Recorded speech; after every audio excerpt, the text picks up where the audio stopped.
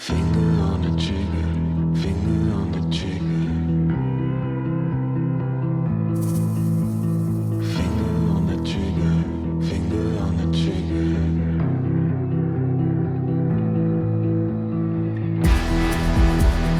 Heart is beating in my head, feeling numb with every breath, smoking fire all around.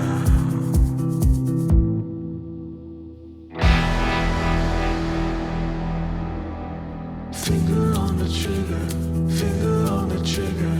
I said time is running out. Finger on the trigger, finger on the trigger. Over and we all fall down.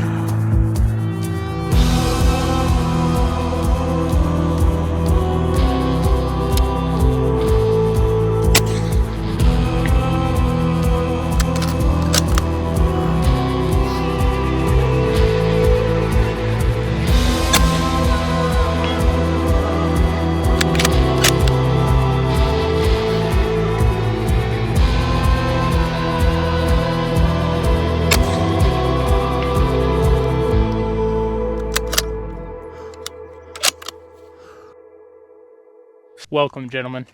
Friendly neighborhood white monster here. And today, we've got the Sig Sauer Cross in 6.5 Creedmoor. Let's get into it. If you've ever gone to Great Clips and they have just absolutely fucked your shit up, go ahead and hit that subscribe button. Let's get into an overview and a breakdown of the build.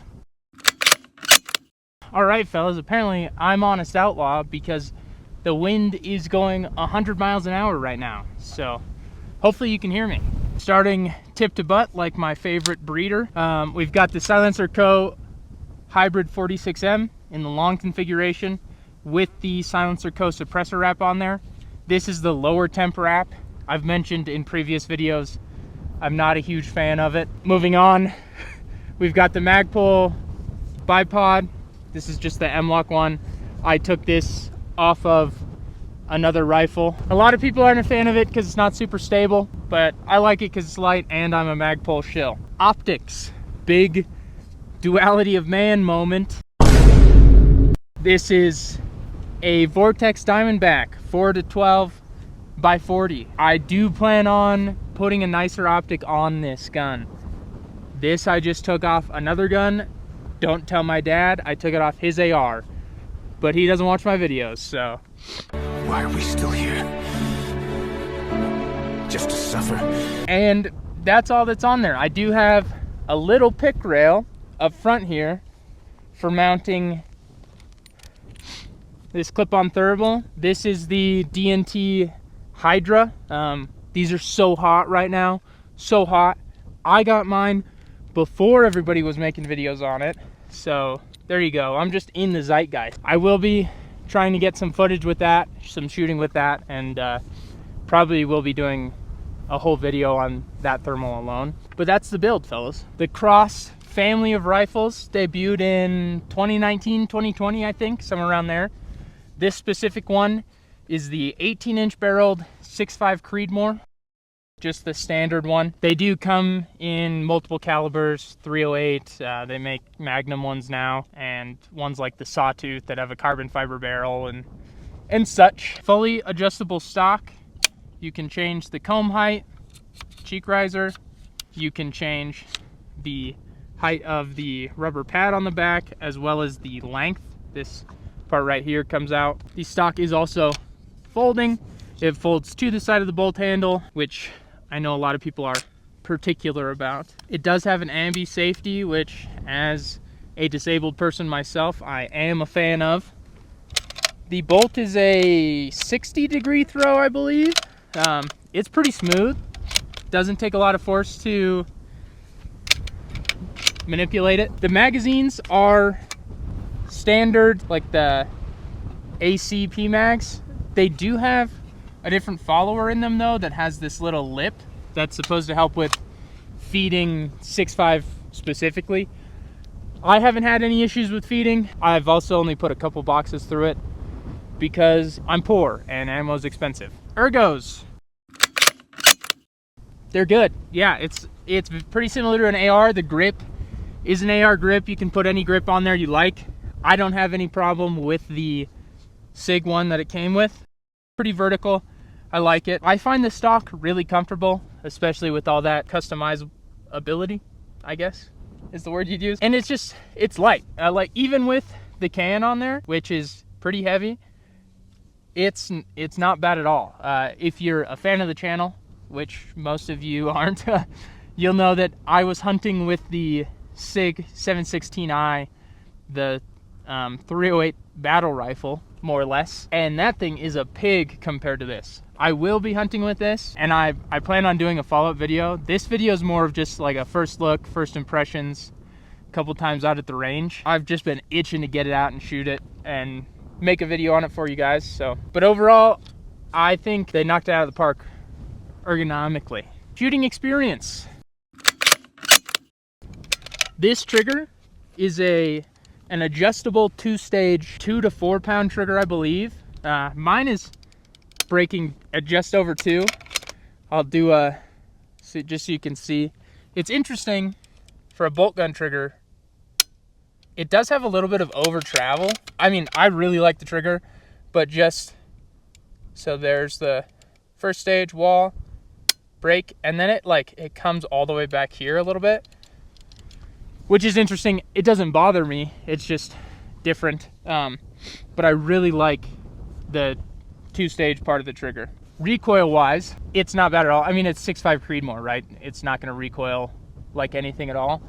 It is a little jumpy just with the rubber feet on the bipod. Not to the point where I can't see my impacts for the most part. Prone specifically, it's fine. It doesn't really move when you're all behind it. Shooting off the hood of my truck though, I was noticing it just jumping up a little bit, but really, I mean, for how light the rifle is, it's not bad at all. I could shoot this thing all day, which, I mean, you could say for pretty much any 6.5 Creedmoor, so that is what it is. Accuracy wise, I'm the only one who works on these videos. I'll insert the grouping video here. All right, gonna do some grouping here at 100 yards. We've got Hornady ELDMs, 147 grain. So we'll see what we can get out of this. I would like to test other ammo, but ammo's expensive. So this is what I just have right now. Gonna do 2 groups of 5, I think. See what we can pull out of her.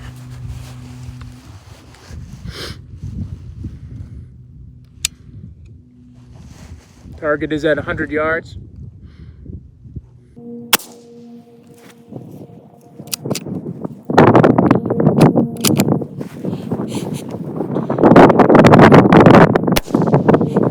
It is pretty windy out right now, so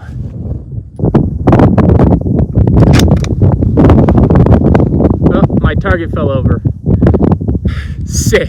All right, now that I'm out of breath from running to the target and the wind's really cooking, we can do some group shooting, huh?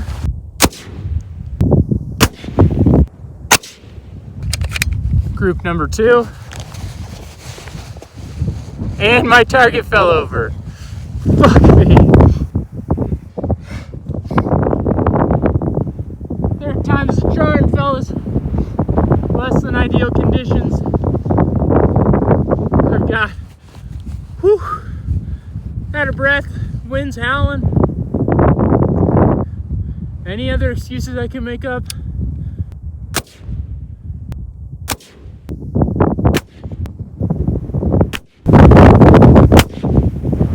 Felt myself flinch on that one for sure. All right, fellas, that's group number 1. That's group number 2. This is the one that I called out that I flinched on.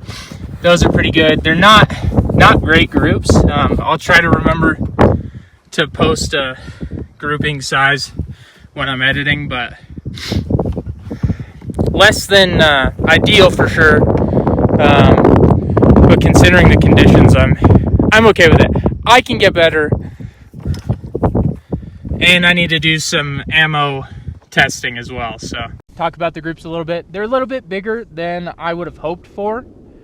I know the barrel's a little short. I mean, it's not crazy short, it's 18 inches, but there's that, and the 147 grains, I don't know. I feel like a little bit lighter bullet might do a little bit better. I know that my other SIG guns, well, my 308 doesn't like the Hornady stuff at all. That's some of the worst groups I get with it. So experimenting a little bit and finding an ammo that it actually likes, or just a grain weight that it actually likes, would definitely be worth it. I think I could definitely close those groups up. And like I was saying, I was running back and forth, like doing 100-yard sprints back and forth every time my target fell over, which doesn't help for being accurate. So I would say part of it's me. Take the group with a grain of salt. I'm not a PRS shooter. Hunting wise, using this to shoot a deer or something, I'm perfectly okay with the accuracy I got. But I know that I could close those groups up a little bit for sure. What do you guys think's more dangerous? Appendix carrying a SIG Cross or appendix carrying a 320? I do have an M17. Are you guys interested in me fucking around with it? Making a video, hitting it with a mallet, just seeing if I can shoot myself in my femoral artery and bleed out in these beautiful rolling hills. I mean, I'd be interested. It's time for the vibes. You know me, huge vibe guy. I say this rifle fucks. I really love the way just like a chassis rifle looks. This one specifically, I think they killed it. It looks like a sniper rifle, and I'm a nerd that likes video games, so any bolt gun that looks cool to me is a sniper rifle. So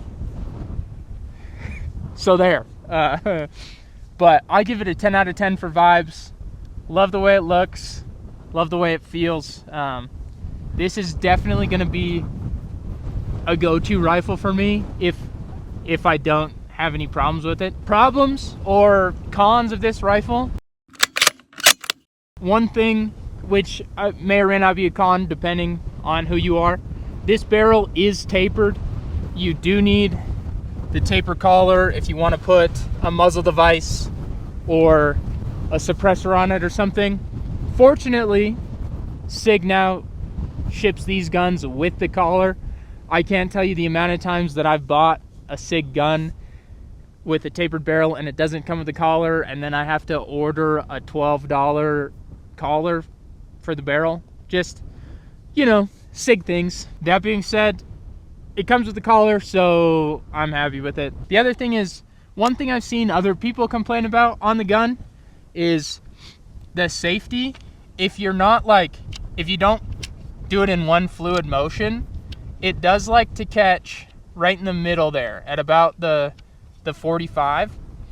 It won't shoot at the 45. It won't shoot until it's all the way 90 degrees. That being said, it is kind of annoying for me because I'm going to be the only one shooting this rifle. I know that it has that problem. If I'm going to let somebody else shoot it, I'm going to tell them about the problem so they know. I do think overarchingly it's an issue. I don't know if maybe it'll like break in a little bit and just smooth out after using it a bunch. Personally, I'm not super concerned about it, just because I know that it's there. I'm just gonna flick it off safe all the way and flick it on safe all the way, and I'm diligent about that kind of stuff regardless of what Dustin tells you. So that being said, I understand that other people might take more of an issue with that than I do. It ends today. Us Siggers must unite to attack the people that shot themselves in the leg with our guns. I'm not paid for by SIG. Like I said, I do have a 320. I am probably going to make a video on it now. I have never had a problem with it, but that's just one out of millions. So, in closing, I really like this rifle. I've wanted a cross for a long time. I've wanted just a lightweight 6.5 bolt gun for a long time, and being the shill that I am, I wanted it to be a SIG gun. I wanted it to be the cross. That being said, this gun is everything that I expected it to be. Really like it. I think They kind of killed it with this rifle. I will be doing a follow-up with accuracy stuff, so stay tuned for that. Well, fellas, thanks for watching. This video was a pain in the ass to get out. Just a lot of shit going on outside of YouTube for me right now, but in addition to that, every time I come out here, something goes wrong. Right now, it's so windy. I'm having a hard time hearing myself talk. I had a cool intro planned with the dirt bike, and I just couldn't get it to run. So there's that, and it's just like problem after problem. So if you watch the video and you watch to the end, thank you. I appreciate it. Please like, comment, and subscribe, and I'll catch you in the next one. Thanks. Mwah!